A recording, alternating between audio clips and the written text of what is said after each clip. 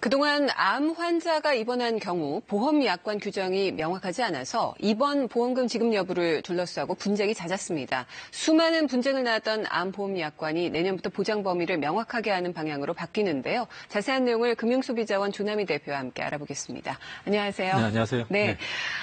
사실 입원비는요. 입원 일수가 명확하게 나와 있어서 그만큼 주면 되는 거 아닌가 싶은데 왜 그렇게 분쟁이 많았을까요? 네. 우리 현행 그 암보험 상품은 암을 보상해 주는 데 있어서는 직접적인 치료를 위해 입원한 경우에 보험금을 지급한다 이렇게 돼 있습니다. 직접적인? 네, 직접적인 치료. 예. 그런데 약관에는 직접적인 치료가 어떤 것인지 제대로 명시가 안 돼 있기 때문에 직접적인 치료에 관해서 소비자와 보험사 간에 계속적으로 이제 분쟁이 일어났고요. 현재의 이제 그 암 환자 보험에 대한 그 분쟁이 대부분 지금 이제 이 요양비에 대한 그 문제라고 할 수 있겠습니다. 네.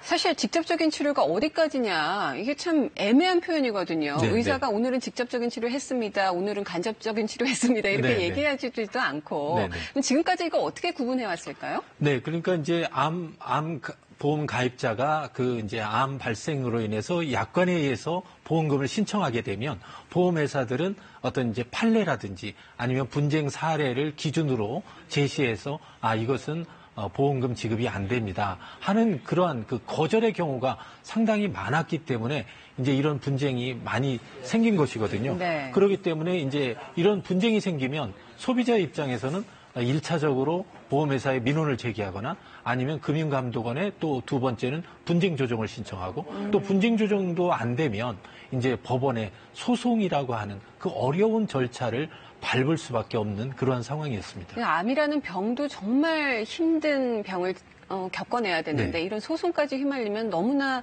힘들어지는 거죠. 근데 보통 대학병원에서 암 수술 받고 입원하는 게 2주 정도라고 그렇습니다. 보고요. 보통 요양병원으로 가세요. 그래서 이제 면역력 높이는 치료를 하곤 하는데 지금까지는 이 요양병원 입원비를 암보험에서 인정을 안 해줬다는 거죠. 그렇습니다. 그러니까 이제 최근에 가장 문제가 된 것이 이제 직접 치료가 암 환자가 요양병원에 입원했을 때 입원비를 지급하는 기준이 직접 치료냐 아니냐였는데 보험사들은 이게 직접 치료가 아니기 때문에 줄 수가 없다. 이렇게 이제 하면서 민원이 많이 제기된 것이죠. 그러니까 직접 치료가 아니라고 하면서 이 분쟁이 커지면서 암보험금에 대한 분쟁이 92%가 바로 이 요양 입원비에 대한 어떤 이 분쟁이었고 이것이 이제 크게 사회 문제가 된 것이죠. 상당히 심각했네요. 92%나 되면. 네, 그렇습니다. 이런 분쟁이 이제 계속 이어지다 보니까 금융당국이 암의 직접적인 치료 범위를 결정했다고 했는데 이제 어떻게 정해졌습니까? 네, 이제 그 아까 말한 대로 직접적인 치료가 무엇이냐 하는 것을 이제 불명확하니까 이번에 이제 명확하게 한 것이죠. 그러니까 직접적인 치료라고 하는 것은 예를 들어서 암을 제거한다든지 암의 세포를 증식을 제한하는 이러한 치료 방법으로서 예를 들어서 수술이라든지 항암 방사선 치료라든지 아니면 그 지금 말하는 뭐 화학 치료라든지 아니면 연명 치료에 의해서 말기암 환자에 대한 치료비 지급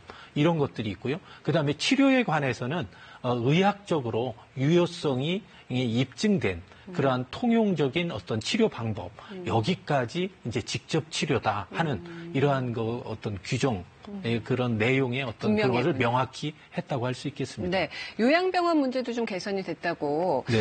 이제 요양병원에 입원해도 입원비를 받을 수 있나요? 네, 요양비 그 치료비를 받을 수 있느냐, 입원비를 받을 수 있느냐 없느냐는 이번에 내년부터 시행하는 보험 약관에 의해서 특약으로 이 신설을 한 것입니다. 그러니까 지금 보험 약관이 이제 불명확하니까 이제는 특약을 가입했느냐 안 했느냐에 따라서 내년 1월 이후에는 그 요양병원의 입원비를 받을 수 있느냐 없느냐죠.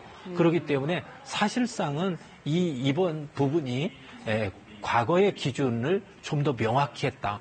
그다음에 특약에 의해서 이제 요양병원의 입원비를 보장해 주는 것이다. 이런 것이 이제 요약될 수 있겠습니다. 근데 보통 특약으로 들어가면 보험금만 높아지는 거 아닙니까? 그렇습니다. 그러니까 과거에 없던 특약을 새롭게 소비자 입장에서는 가입을 해야 되니까 당연히 보험료는 높아지는 것이고요.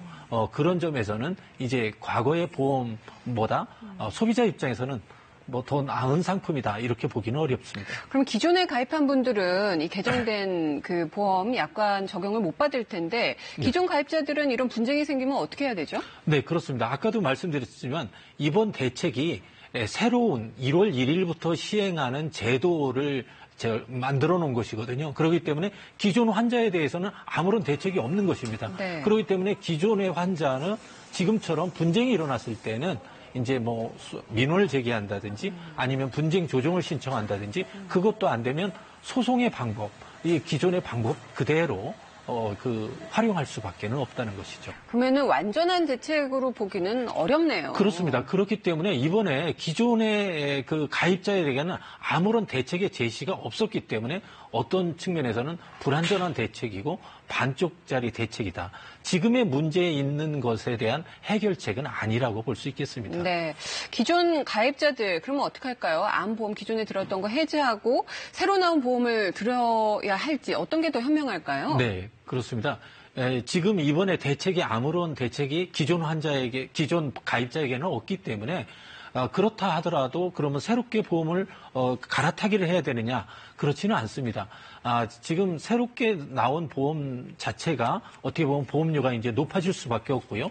또 과거에 그 가입한 보험보다는 보장 범위가 넓다고 볼 수 없기 때문에 네. 그렇게 갈아타기는 할 수 없고요. 또한 갈아타기를 하는 경우에는 이 보험 90일 동안에는 어떤 그 면제가 됩니다. 책임이 면제가 되기 때문에 90일 동안은 또 갈아타기 하는 경우는 보장을 못 받거든요. 네. 그렇기 때문에 보장에 누수가 생기기 때문에 그런 점에서는 새롭게 새로운 보험을 갈아타기는 할 필요는 없다. 이렇게 볼 수 있겠습니다. 네, 알겠습니다. 오늘 말씀 잘 들었습니다. 네, 감사합니다.